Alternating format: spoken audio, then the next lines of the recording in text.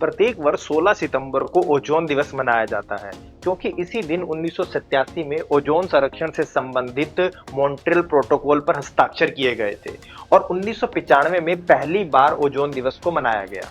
और इस वर्ष की जो थीम थी from science to global action. अगर हम ओजोन की बात करें तो ये प्राकृतिक रूप से समताप मंडल के अंदर ही पाया जाता है और समताप मंडल में ये सूर्य से आने वाली जो हानिकारक पराबैंगनी किरणें हैं या अल्ट्रावायलेट रेज हैं उनको ये रोक लेता है, ब्लॉक कर देता है।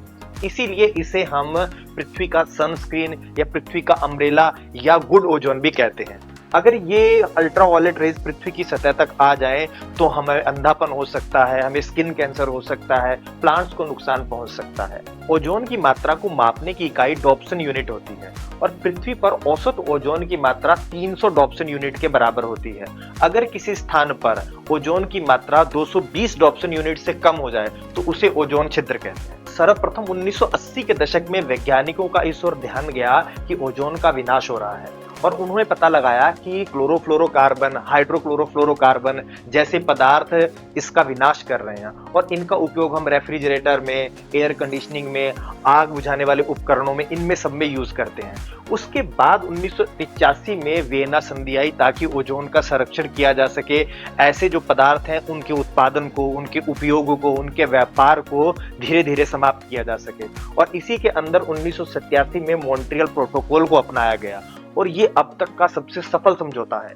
संयुक्त राष्ट्र के सभी सदस्य देश इसके भाग हैं, उन्होंने इसको स्वीकार किया है, इसीलिए इसको सार्वभौमिक रूप से स्वीकृत समझौता भी कहा जाता है। और इसी का प्रभाव है कि ओजोन धीरे धीरे रिकवर हो रही है क्योंकि इसके अंदर जितने भी पदार्थों को शामिल किया गया था उनमें से लगभग 99% पदार्थों का उपयोग अब बंद हो गया है या उनको फेज आउट कर दिया गया है।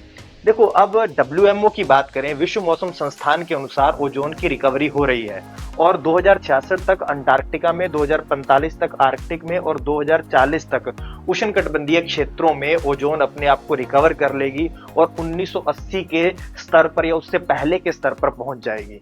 तो ये इसी मॉन्ट्रियल प्रोटोकॉल का प्रयास है।